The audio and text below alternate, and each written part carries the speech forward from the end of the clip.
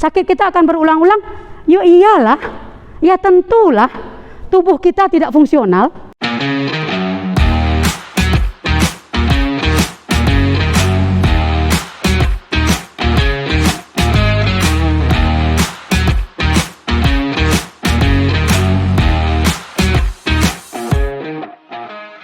Bismillahirrahmanirrahim.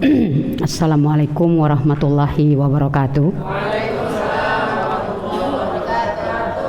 Alhamdulillah, Allah masih beri kesempatan kita berkumpul pada hari ini, saling bertukar informasi. Mudah-mudahan tukar informasi kita pada hari ini dapat memberikan manfaat, kemudian bisa mempertajam teknik topong kita dan bisa juga membantu kita untuk membumikan topong di Indonesia, daerah kita masing-masing pada khususnya. Puji syukur kepada Allah Subhanahu wa taala, segala kemudahan itu kita dapat sehingga kita berada di ruangan ini. Totok punggung dalam sudut pandang medis. Bapak Ibu, ke depan saya akan bercerita bahwa ternyata totok punggung ini tidak hanya sekedar uyel-uyel, tidak hanya sekedar mengurai-urai lemak.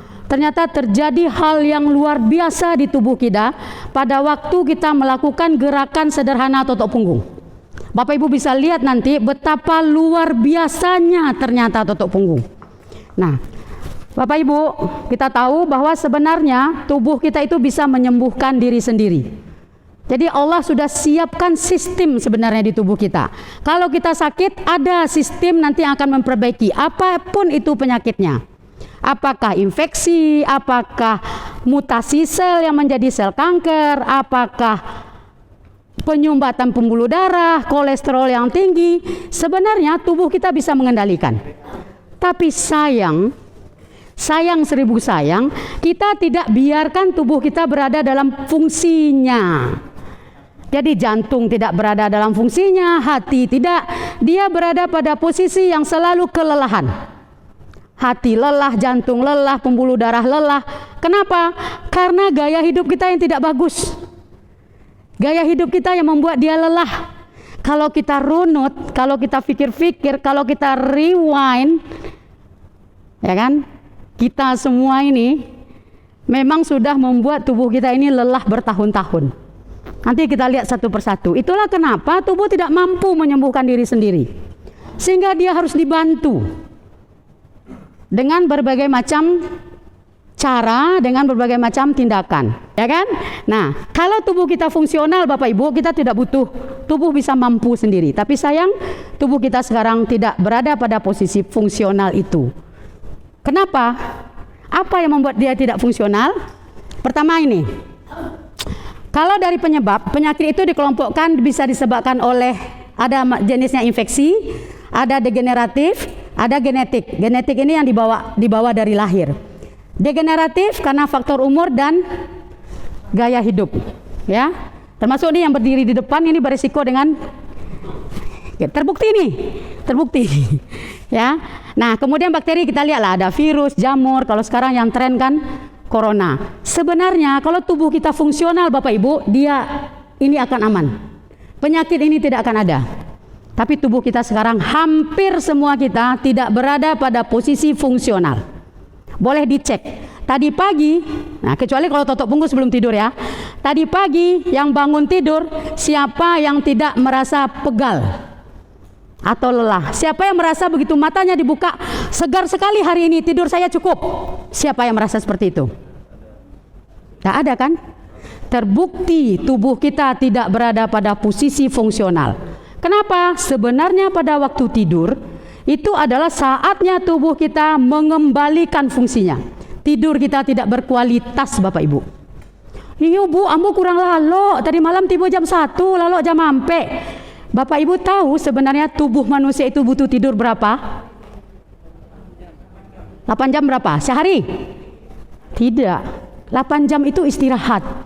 Tubuh manusia itu sebenarnya hanya butuh tidur 2 jam seminggu. Kalau itu tidur. Agama kita mengatakan tidur itu seperti apa? Batanya lo Ustaz Cilu. Kok orang lalok nyota kalok di waktu subuh, Ustaz? Berlakukah hukum untuk dia? Nyo tak kalok gua, bukan talalo-lalo.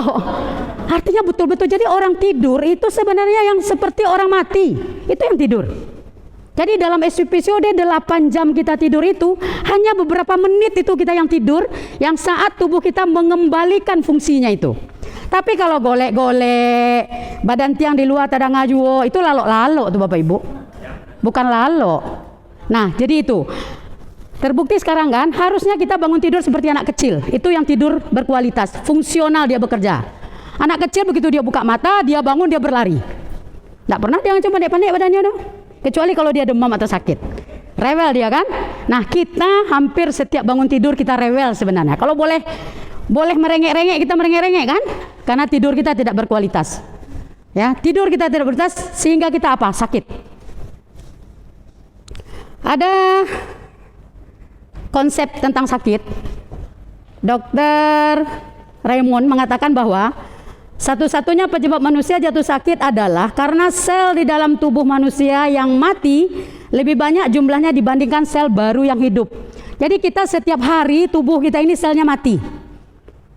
Bahagian apapun itu, jantung selnya mati, pembuluh darah selnya mati, kulit selnya mati, usus selnya mati, tapi tumbuh lagi. Nah, kapan dia tumbuh lagi? Prosesnya itu pada waktu tidur.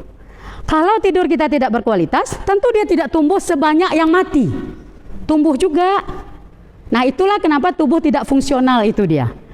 Tekor terus setiap hari. Nah, kemudian ada penelitian mengatakan nanti kita akan berbicara tentang sel punca atau sel induk. Nah, tubuh kita ini sebenarnya mempunyai sel induk. Sel induk inilah yang akan membentuk sel-sel itu.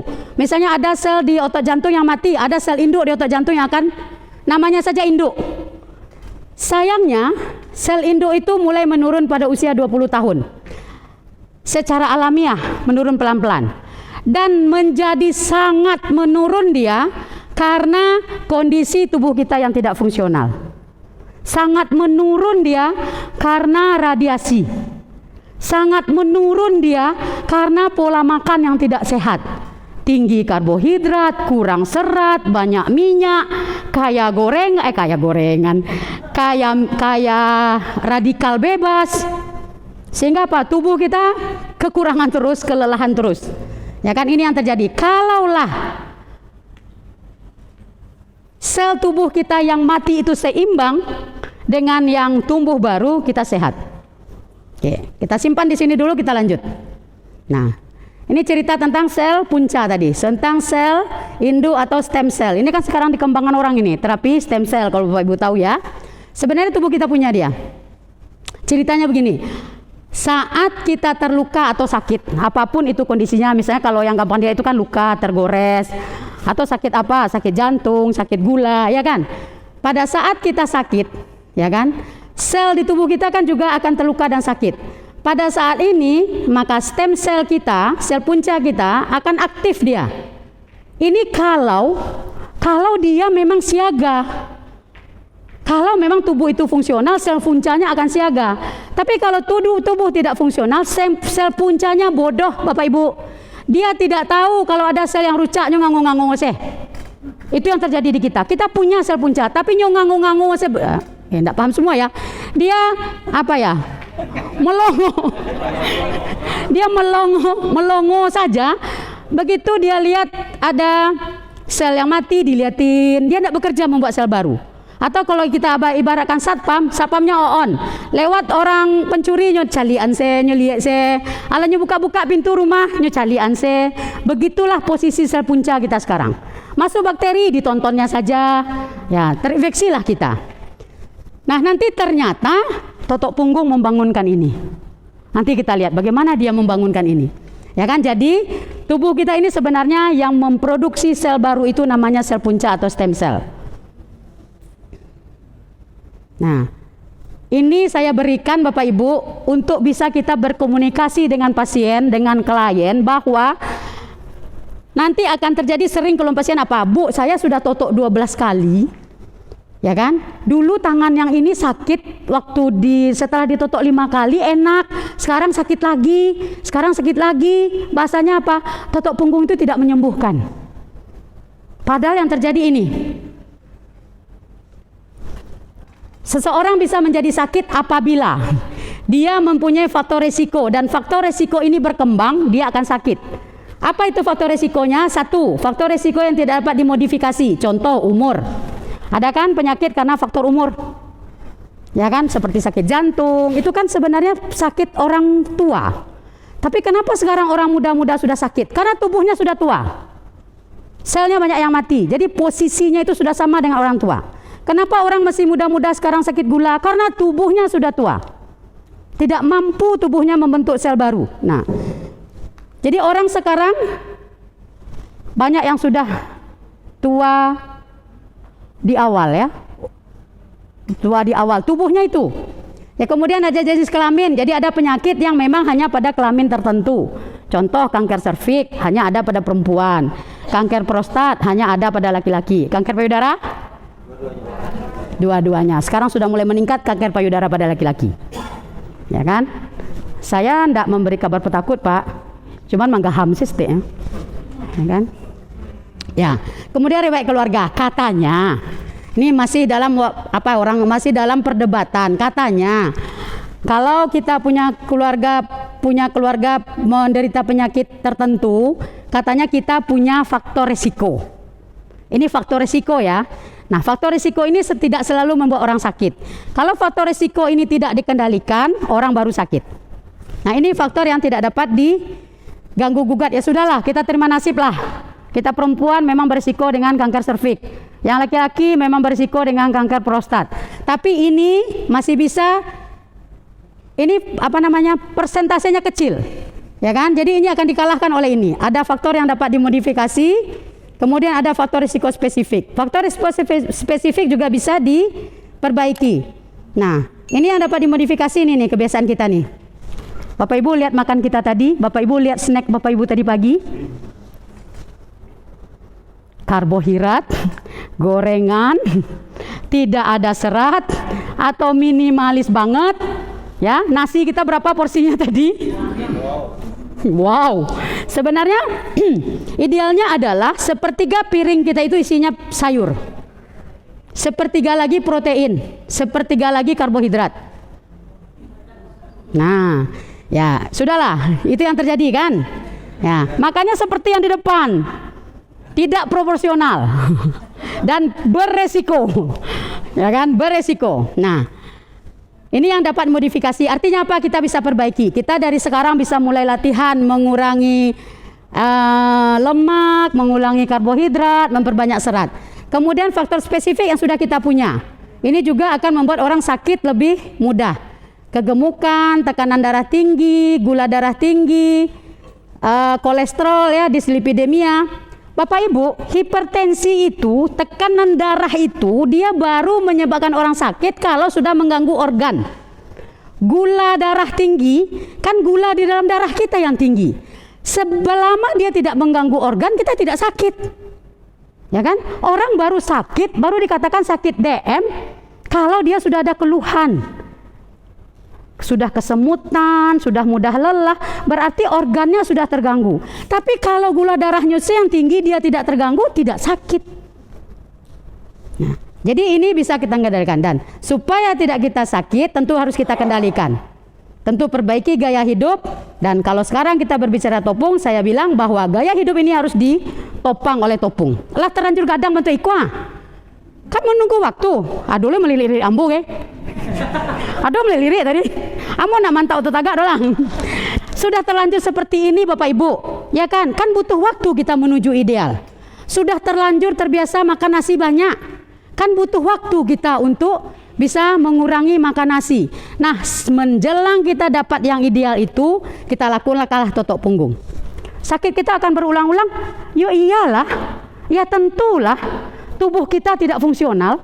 Jadi Bapak Ibu, kalau ada komplain dari kliennya, dia tidak sembuh-sembuh setelah ditotok punggung, lihat ini. Dia masih punya ini tidak? Kalau kita analogikan, totok punggung itu kan ibaratnya sapu yang dipakai untuk menyapu lantai yang berdebu. Nah, lantai yang berdebu itu penyakit, totok punggung menyapu. Makin tebal debunya, makin lama kita menyapunya. Kemudian apa? Setelah disapu ada lagi sumber debu yang datang. Itu menyapu. Saya kira jawab taruh. Nah, yang debu tuh ini. Kalau ini tidak dia kendalikan, kalau ini tidak kita kendalikan, kita akan menopung terus. Kenapa? Sapunya itu. Ya kan? Jadi itu bisa kita pakai untuk pengertian ke pasien. Karena pasien kan sering komplain, Bu, kemarin tangannya sudah nggak sakit lagi, sekarang sakit lagi. Saya dapat komplain, Pak, waktu dia datang tangan nggak bisa diangkat. Kita totok 1 kali dia bisa diangkat. Ibu-ibu umur 60 tahun. Enak, dia bahagia, dia pulang. 2 hari lagi datang, Bu, sakit balik, Bu, nggak mangkuih topung batang, nggak manjur topung batang. Hamba bilang, kenapa sakit ya? Waktu itu betul-betul bagus tangannya, begitu-begitu lentur, sekarang kok kaku lagi. Tanya ibu, 2 hari ibu ini ibu ngapain? Itulah Bu Dokter, tanganku kanlah ringan, sudah enak. Saya pakai untuk, apa namanya Pak? Merambah para. Merambah apa ya? Membersihkan ladang coklatnya Pak. Ibu-ibu 60 tahun membersihkan ladang coklat, 5 batang coklat aja yang dia bersihkan sakit lagi itu tangan. Ya kan, ternyata apa? Dia tidak menjaga ini. Dia tidak membuat tubuhnya fungsional. Karena tangannya sudah enak, dia buat lagi tubuhnya kelelahan. Nah, itu yang terjadi kenapa nanti komplain bahwa ternyata kenapa sakitnya berulang-ulang karena topung. Jadi kita bisa jelaskan bahwa penyakit itu terjadi kalau faktor resikonya tidak dikendalikan, dia akan berulang-ulang. Nah, tentu nanti kalau kita mau, tentu kita akan lakukan evaluasi kalau kita punya faktor resiko. Tapi dari sampai di sini, biasanya kita sudah bisa kendalikan. Oke, itu bagaimana cerita sakit yang terjadi berulang-ulang di tubuh kita.